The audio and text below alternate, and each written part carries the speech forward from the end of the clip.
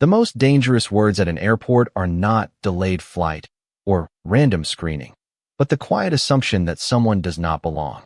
At exactly 6:42 a.m. at Terminal C of a major international airport in Atlanta, that assumption was about to collide with a woman who had spent her life building the very systems that kept this airport running.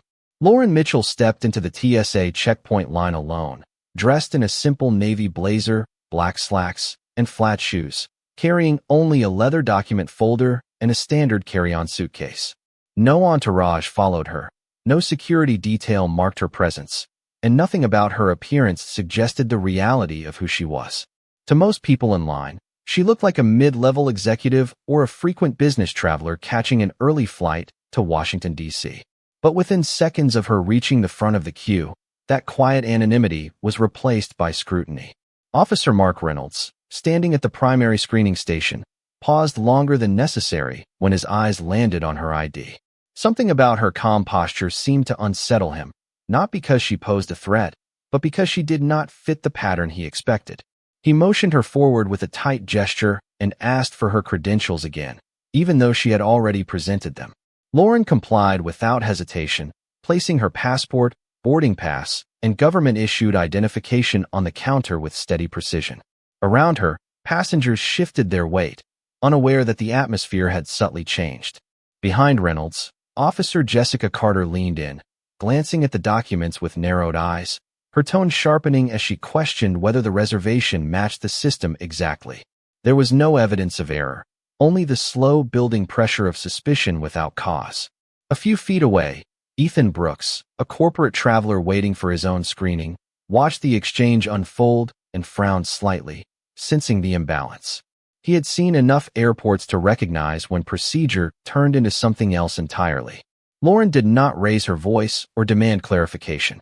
She simply stood still, her gaze steady, as if she had already seen this moment before and knew exactly how it would end. When Officer Reynolds finally declared that secondary verification was required due to possible identity inconsistency, the words echoed louder than intended, drawing the attention of nearby passengers who began to glance over.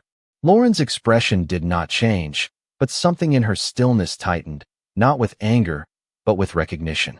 This was not the first time she had been placed under suspicion for simply existing in a space where others expected someone different. And as the TSA officer reached for the manual override log, unaware of what system he was about to trigger, the air around the checkpoint seemed to narrow, as if the entire terminal was unknowingly stepping into a moment that would soon redefine everything they thought they understood about authority, identity, and control. The tension at the checkpoint did not rise all at once. It accumulated in layers, like pressure building inside a sealed chamber. Lauren Mitchell remained still as Officer Mark Reynolds reviewed her documents for a second time, his eyes moving slower now, as if searching for something that was not actually missing. Behind him, Officer Jessica Carter adjusted her position, leaning closer to the terminal screen that displayed travel verification data. The information was clear, consistent, and valid, yet the behavior around it suggested doubt rather than confirmation. Lauren did not interrupt. She had learned long ago that silence, when controlled, often revealed more than explanation ever could.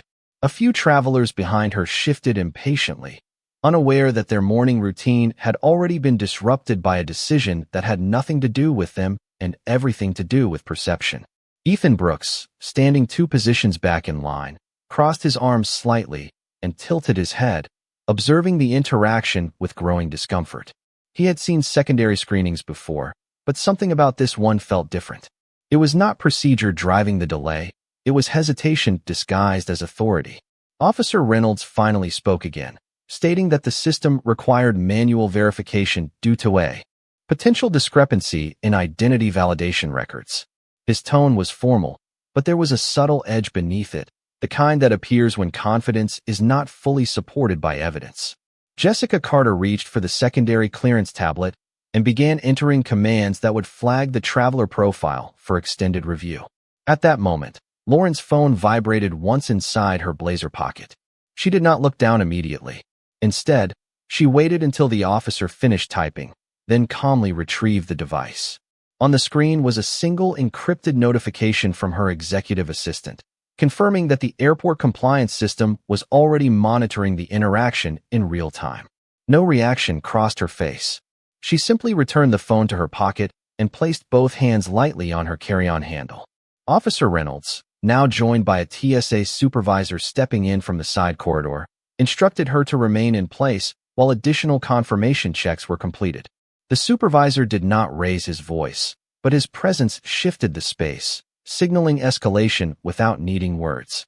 Travelers nearby began to notice that something unusual was unfolding, though no one yet understood its direction. Lauren finally spoke for the first time, her voice calm and even, asking only whether the verification process was following standard protocol or if additional authorization had been initiated beyond normal screening procedure. The question was not confrontational, but it created a pause that neither officer immediately answered. Jessica Carter glanced at Reynolds, waiting for direction. Reynolds hesitated for the first time, his hand hovering near the terminal controls. The system in front of them showed no alerts, no mismatches, no flags requiring escalation, yet the situation had already moved beyond data. It had entered perception, and in that narrow space between fact and assumption, the entire checkpoint began to shift in ways none of them were prepared to recognize. The silence at the checkpoint did not remain stable for long. It began to fracture in subtle ways as more eyes turned toward the unfolding delay.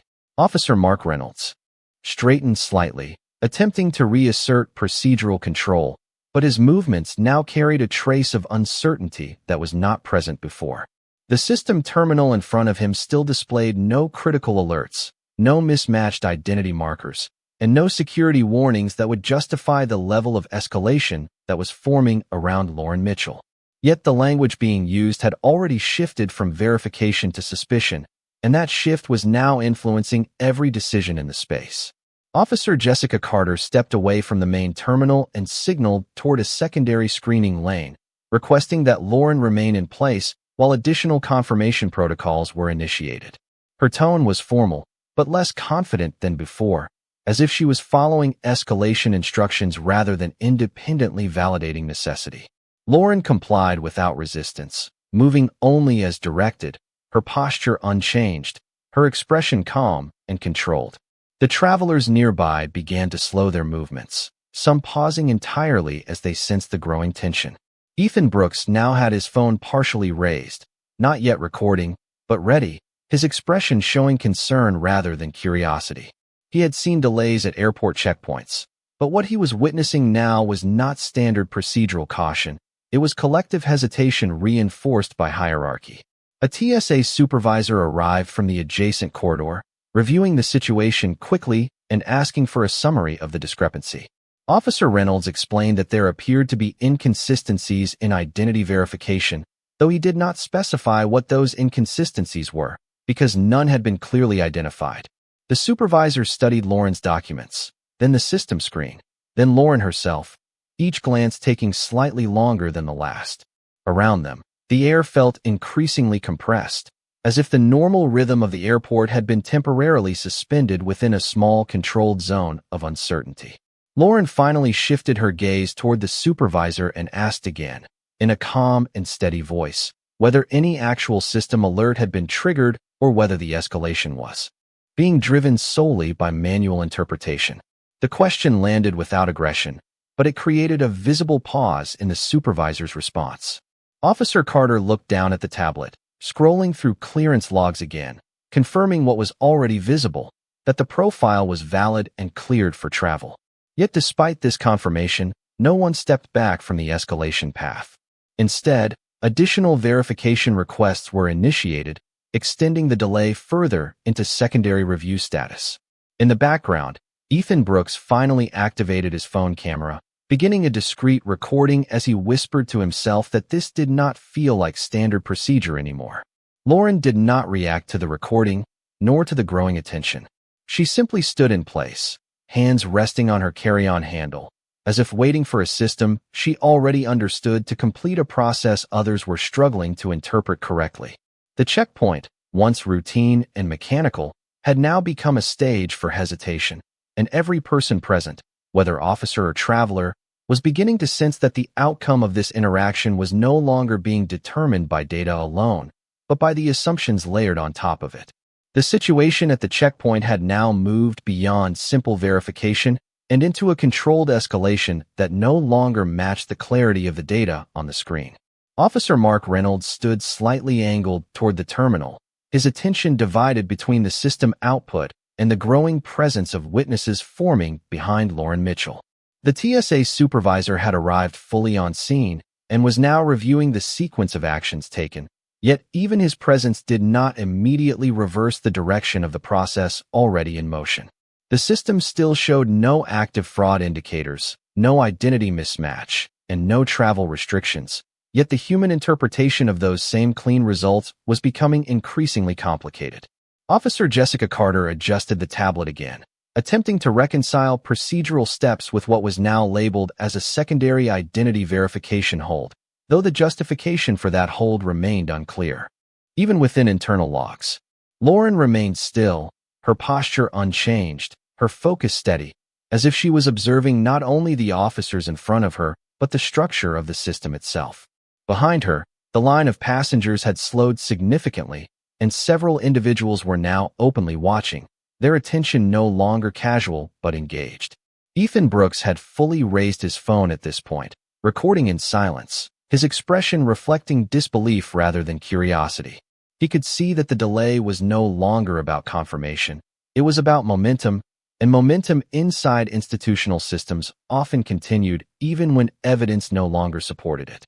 Officer Reynolds finally spoke again, attempting to justify the escalation by referencing procedural caution and potential identity anomaly protocols, but his language lacked specificity, relying instead on general risk terms that did not align with the clean verification data displayed on screen. The TSA supervisor frowned slightly, asking for a direct explanation of what anomaly had been detected, but no clear answer followed. Instead, the conversation shifted toward additional manual review steps, extending the delay further without introducing new information. Lauren then turned her head slightly toward the supervisor and asked in a calm, steady voice whether the process was being driven by actual system flags or by discretionary interpretation layered on top of confirmed clearance. The question was precise and unembellished, and it created a noticeable pause in the exchange. Officer Carter glanced at Reynolds again, and for the first time there was visible hesitation between them, not in procedure, but in certainty. The supervisor reviewed the screen once more, then the physical documents, then the traveler in front of him, and in that sequence there was a subtle shift, as if the system and the situation were no longer aligned in authority. Around them, the ambient noise of the terminal continued, but within the checkpoint, perception had narrowed into a focused silence where every action carried unintended weight. Ethan Brooks lowered his phone slightly, then raised it again, committing to the recording as if sensing that what was unfolding was no longer routine airport procedure, but a structural breakdown in interpretation. Lauren did not change her stance, did not raise her voice, and did not request expedited treatment. She simply remained present, allowing the system, the officers, and the observers to continue revealing the logic they were applying. And in that sustained stillness, the checkpoint began to shift again, not through escalation, but through the growing realization that every layer of authority present was reacting to something that the data itself had never actually confirmed. The uncertainty at the checkpoint deepened into a structured delay that now carried visible consequences for everyone standing within the immediate area. The TSA supervisor maintained a firm posture while reviewing the situation, yet his attention repeatedly returned to the system display, which continued to show no violations, no identity conflicts, and no security alerts that would normally justify extended containment. Despite this, Officer Mark Reynolds maintained that secondary verification procedures were still required under discretionary review guidelines, a justification that sounded procedural but lacked any concrete trigger. Officer Jessica Carter, now visibly less confident than before, adjusted her tablet repeatedly, as if searching for an explanation that the system itself was not providing. Lauren Mitchell remained composed, her presence unchanged, but the environment around her had shifted into something more restrictive. The supervisor finally instructed that she step aside into the designated secondary screening area, for continued verification, a directive framed as standard protocol but delivered with an undertone of uncertainty. Lauren did not resist. She moved as instructed, her carry-on rolling smoothly beside her as she was guided away from the main queue. Behind her, the line of passengers resumed only partially, several now openly watching the relocation process. Ethan Brooks shifted position and began recording continuously, no longer attempting to conceal his phone. His expression reflected a growing awareness that what he was witnessing was not a technical error but a system of interpretation expanding beyond its own evidence. As Lauren stood near the secondary screening partition, the atmosphere tightened further. Officer Reynolds spoke quietly with the supervisor, referencing the need for continued caution due to what he described as unresolved identity validation concerns, though no such concerns appeared in the official system log. Jessica Carter, standing slightly behind, hesitated before speaking, noting that all verification fields remained fully compliant and cleared. Her statement introduced a contradiction that neither officer immediately addressed. Lauren's gaze remained forward, but her attention was no longer solely on the officers. It had shifted inward, into a memory that surfaced without warning. She recalled another airport, years earlier, where she had stood in a nearly identical position, questioned not for what she had done, but for how she appeared. In that memory, she had been younger, less prepared for the weight of institutional doubt, and the experience had ended only after external confirmation forced resolution. The memory did not weaken her composure now. Instead, it reinforced it. Back in the present, the TSA supervisor requested a final system reconciliation check before any further escalation. The request was entered, and once again the system returned clean clearance status. Yet the procedural response did not reverse. Instead, Officer Reynolds suggested maintaining the hold until executive confirmation could be obtained, shifting the process further away from data and deeper into discretionary authority. Around them, passengers began to murmur more openly, some questioning why a cleared traveler was being held without visible cause.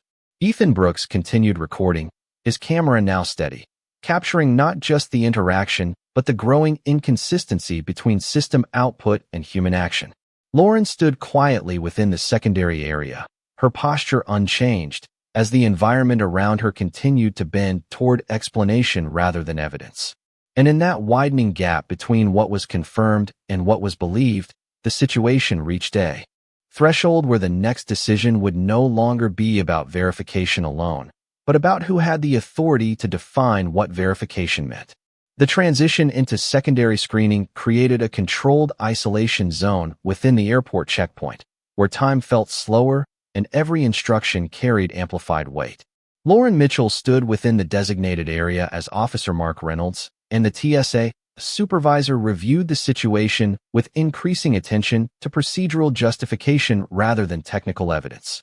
The system terminal remained unchanged, still confirming full identity validation and unrestricted travel clearance.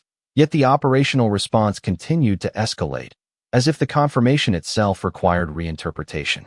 Officer Jessica Carter now appeared uncertain in her movements, alternating between the system display and the supervisor, as though searching for alignment between authority and data that no longer seemed to match in practice. The supervisor requested direct communication with higher-level clearance oversight, initiating a verification call that further extended the delay. Lauren remained still, her posture composed, her focus steady, as if she was observing the process from a position of understanding rather than participation. Around her, the secondary screening area had begun to attract attention from nearby travelers, some pausing to observe, others quietly recording the interaction on their phones. Ethan Brooks continued filming without interruption, his expression now fully shifted from curiosity to disbelief, as the gap between system confirmation and procedural escalation grew increasingly difficult to rationalize. Officer Reynolds stepped slightly aside, speaking in lowered tones about discretionary authority protocols and the need to ensure absolute certainty before release, even though the system had already provided that certainty multiple times. The TSA supervisor acknowledged the absence of any active security flag, but emphasized that procedural caution allowed for extended review when identity verification patterns triggered subjective concern. That statement introduced a subtle but significant shift, where interpretation began to override confirmation. Lauren finally spoke again, her voice calm and measured, asking whether the continued delay was based on new information or simply an extension of precaution beyond system validation. The question created a brief silence, as neither officer immediately responded with a direct answer. Instead, the supervisor reiterated the importance of maintaining security integrity during ambiguous assessments, despite no evidence of ambiguity in the data itself. At that moment, Lauren's executive assistant initiated a secure communication ping through her encrypted channel, confirming that internal aviation oversight monitoring had been activated and that all checkpoint interactions were now being logged in real time for audit review. Lauren did not react outwardly, but the confirmation aligned with her earlier understanding of how far the situation was likely to extend. Officer Carter, now visibly less confident, suggested that the traveler profile be rechecked against the executive stakeholder registry, a step that had not been part of the original escalation sequence. The system returned the same result instantly, confirming executive-level clearance and unrestricted passage authorization tied to aviation authority oversight. A shift occurred in the posture of those present, not immediately verbalized, but visible in hesitation, in the way decisions slowed, and in how authority began to redistribute itself away from assumption and back toward verified structure. Ethan Brooks lowered his phone slightly, then steadied it again, recognizing that what was unfolding was no longer about verification at all, but about the moment when confirmation becomes undeniable enough to force a system to confront its own interpretation. The atmosphere inside the secondary screening area shifted again, not through any sudden movement, but through a subtle recalibration of attention as new system results appeared on the terminal screen. The TSA supervisor, now standing closer to Officer Mark Reynolds, reviewed the latest executive registry verification with a level of focus that differed from his earlier procedural caution. The data had not changed, yet its interpretation had. Lauren Mitchell remained in place, her posture unchanged, her expression calm and unreadable, as if she had already accounted for every possible direction this process could take before it began. Officer Jessica Carter stood slightly behind the terminal, her hands no longer actively interacting with the system, instead hovering in uncertainty as the display refreshed once more. The screen confirmed what it had confirmed repeatedly: full identity validation, unrestricted clearance, and now an additional layer of executive authority recognition tied to aviation security infrastructure oversight. For a brief moment, no one spoke. The silence was not empty, it was occupied by hesitation. Ethan Brooks, still recording, adjusted his stance slightly, his phone capturing the exact moment the system expanded the clearance profile into a higher classification tier. The TSA supervisor leaned in closer, reading the new designation carefully, as Officer Reynolds took a half step back without realizing it. The label on the screen was no longer simple traveler clearance. It now indicated executive-level authorization within the Aviation Security Compliance Network, a designation that linked directly to oversight authority rather than standard passenger identity. The supervisor asked for confirmation from the central system, as if expecting the result to correct itself under scrutiny, but the response remained consistent. Lauren finally moved for the first time in several minutes, not toward confrontation, but toward acknowledgement of the process reaching its intended endpoint. She retrieved her identification badge from within her document folder, a simple motion that carried no urgency, and placed it near the scanner interface as requested by the system prompt that had just appeared on screen. The scanner activated instantly, emitting a soft confirmation tone that contrasted sharply with the tension that had built around it. Within seconds, the terminal updated again, this time expanding the profile visibility across supervisory and oversight channels. The TSA supervisor's expression changed subtly as he read the full designation now. Displayed in clear text: Aviation Security Authority Stakeholder, Executive Oversight Board Member, System Architecture Clearance Holder. Officer Carter took a step back without speaking, her earlier certainty replaced by visible recalibration. Officer Reynolds lowered his gaze toward the terminal, no longer attempting to interpret the situation through procedural doubt. Ethan Brooks captured the exact moment the shift became irreversible, the moment when the system stopped asking for verification and instead confirmed authority. Lauren did not react outwardly to the display.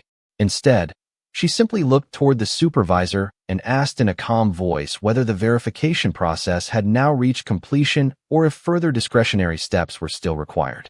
The question was not confrontational, but it reframed the entire sequence of events that had taken place since her arrival. The supervisor hesitated before responding, acknowledging that all standard and extended verification protocols had been satisfied. Around them, the environment changed in a way that was not announced but collectively understood. The delay that had defined the interaction no longer had procedural justification. The authority that had questioned her presence no longer had operational grounds to continue. And in that quiet reversal, the system itself had completed the only function it was designed to perform, not to judge identity, but to confirm it beyond dispute. The confirmation that the system had fully validated Lauren Mitchell's identity did not immediately dissolve the tension inside the secondary screening area. Instead, it redistributed it, shifting pressure away from uncertainty and toward consequence. The TSA supervisor stood still for a moment longer than necessary, reading the final authorization lines on the terminal screen as if verifying that the system would not change its answer a third time. Officer Mark Reynolds no longer attempted to intervene or reinterpret the situation. His posture had shifted into stillness, a quiet acknowledgement that the procedural framework he had relied upon no longer applied to the person standing in front of him. Officer Jessica Carter stepped slightly backward from the terminal, her hands lowering as she absorbed the full extent of the clearance now displayed across multiple administrative layers. Lauren Mitchell remained composed, her presence unchanged, as though the outcome had always been the expected conclusion rather than a reversal. Around them, the environment of the checkpoint began to subtly reconfigure. Passengers who had been observing from a distance were now fully focused on the secondary screening area, their attention drawn not by disruption, but by resolution.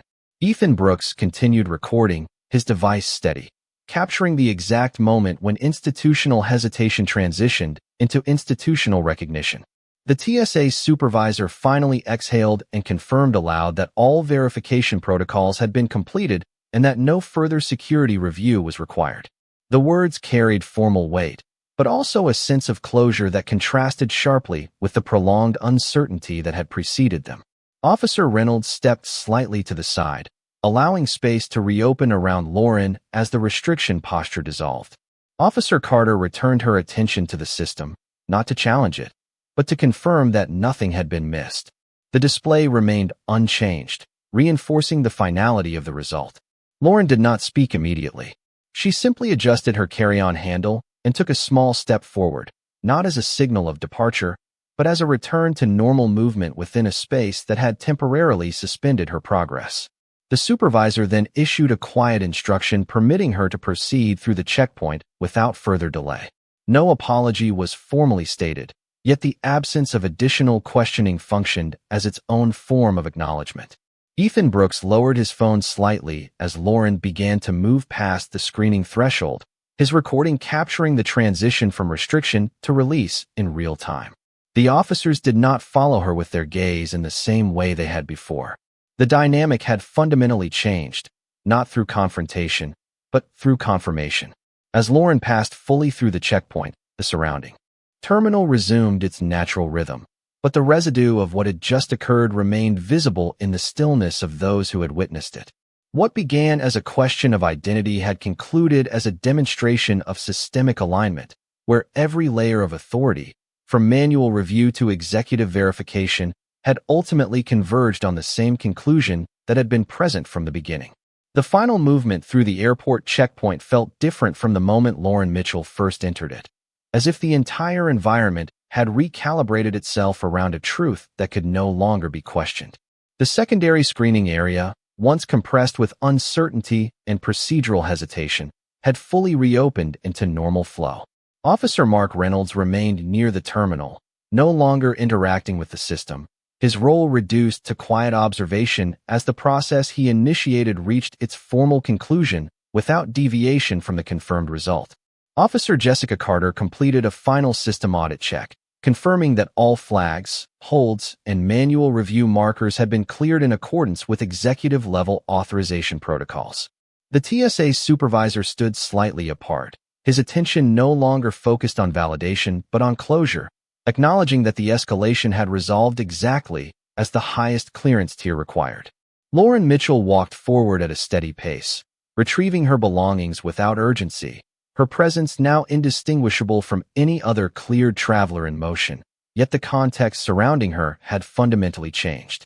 Ethan Brooks lowered his phone completely, no longer recording, as the moment he had been documenting transitioned from uncertainty into resolution. Around them, the terminal resumed its normal rhythm, passengers moving through lanes, conversations returning, and security stations resetting their focus to incoming travelers. Yet within the checkpoint itself, there remained a residual awareness of what had just occurred, not as disruption, but as correction. Officer Reynolds finally spoke in a low tone, not to challenge or justify, but to acknowledge that the process had reached its intended endpoint through official verification channels. The TSA supervisor gave a brief confirming response, stating that no further action was required and that the incident would be logged strictly as a completed identity verification under executive oversight clearance. Lauren paused briefly before fully exiting the checkpoint boundary, not turning back, not engaging further, simply allowing the space behind her to settle into its restored order. There was no celebration, no confrontation, and no verbal declaration of victory. Only the quiet completion of a system that had tested, verified, and ultimately confirmed what it was designed to recognize from the beginning. As she moved deeper into the terminal toward her gate, the contrast between the earlier escalation and the present stillness became more distant with each step. The airport around her continued its constant motion, yet within the memory of those who had witnessed the exchange, the sequence of events remained precise and irreversible. A delay built on assumption, an escalation built on interpretation, and a resolution built on verified authority. Lauren's path forward remained uninterrupted now, no longer defined by questioning but by recognition, as the system that had momentarily resisted alignment had fully returned to compliance with its own highest level of truth.